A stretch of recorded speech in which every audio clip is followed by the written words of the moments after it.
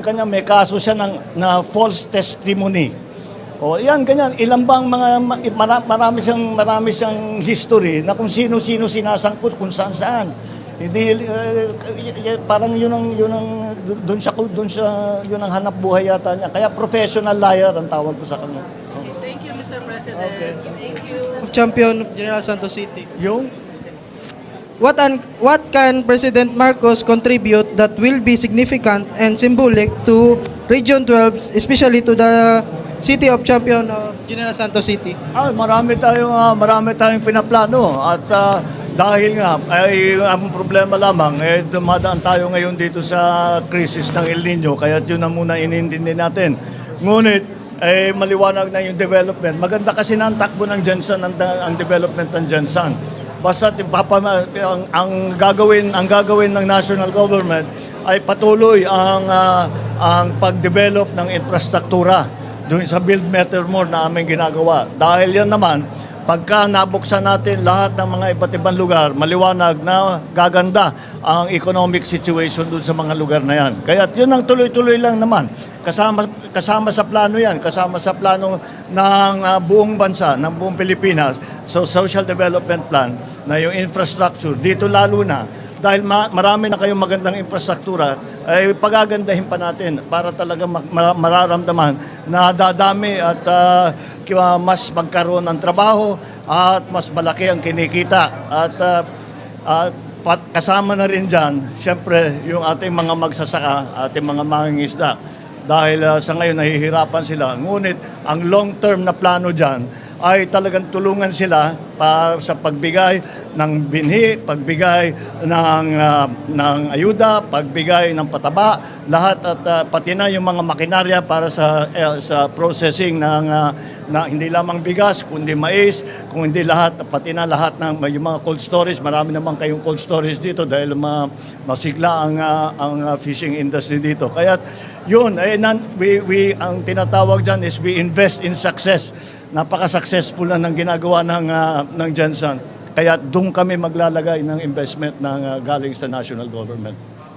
Thank you, sir. Daniel Pawen Jr. of TV5. Sir, good morning. Good morning. President, sorry, I have to kneel down.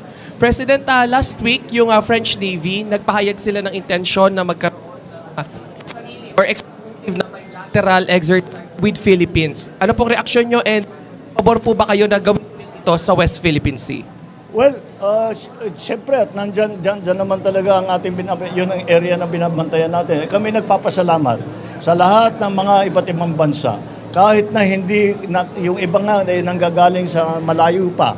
Ngunit sila ay handang tumulong sa atin. At kapag tayo ay nagkakaproblema, very supportive sila hanggang hindi lamang sa salita, kundi pati na sa mga tinatawag na joint cruises.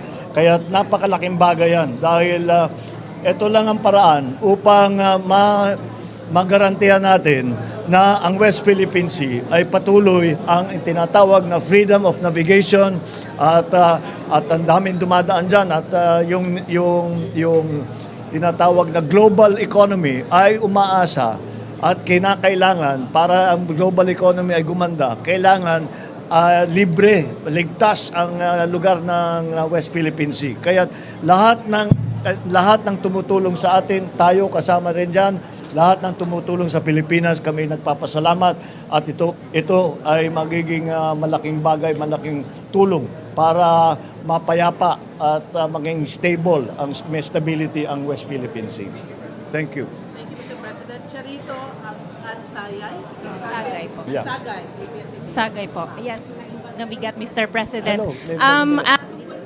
Do you have a comment on former Senator Trillanes' claim of brewing a destabilization from PNP ranks? And then, do you see a need for loyalty check po? I don't see, wala kaming report na in the ranks. Yung mga retired, baka merong mga gumagalaw na sumasama sa mga distab na ginagawa.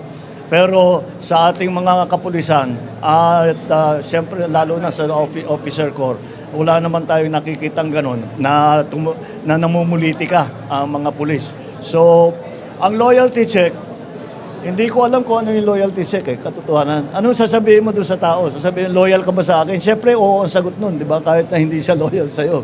Pero titignan natin mga record ng mga ano. Ang ano ko naman, kahit hindi mo ako binoto, okay lang sa akin. Basta't maging professional ka, gawin mo yung trabaho mo ng tama. Yun lang naman ang hinihiling ko sa lahat ng pulis, sa lahat ng armed forces. Thank you. Kay Gabi, Salat. Mr. President, yung nakaraang May 1, yung araw ng manggagawa, kasi naglilibot ho kami sa Kadiwa Center kasi naglabasan na may 20 kilos ang bigas. Pero walang nakita namin na 20 kilos, kundi 50 kilos. 20 Bakit pesos ano lang ka mo? walang nakita namin 20 kilos, kundi 50 kilos ang nakita namin sa Kadiwa Center. Anong nangyari, Mr. President? Hindi ko alam yan dahil ang Kadiwa pinagbibili natin, chinek ko nga pinagpapabili tayo, ang binibenta natin na bigas is at 29 pesos.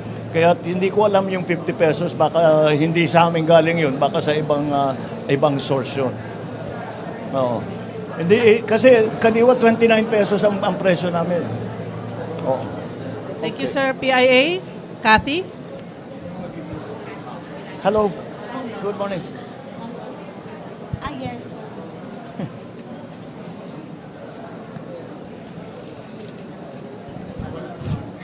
Oo nga eh. Good morning po, Mr. President. May comment po ba kayo doon kay Agent Morales na ano po yung masasabi po ninyo? Mahirap naman bigyan ng importansya yan. You know, this fellow is a professional liar. At parang jukebox yan eh. Kung ano yung hulog mo na, basta maghulog ka ng pera, kahit anong kantang gusto mo, kakantay niya. Oo, kaya walang saysay. Tignan mo na lang ang kanyang record.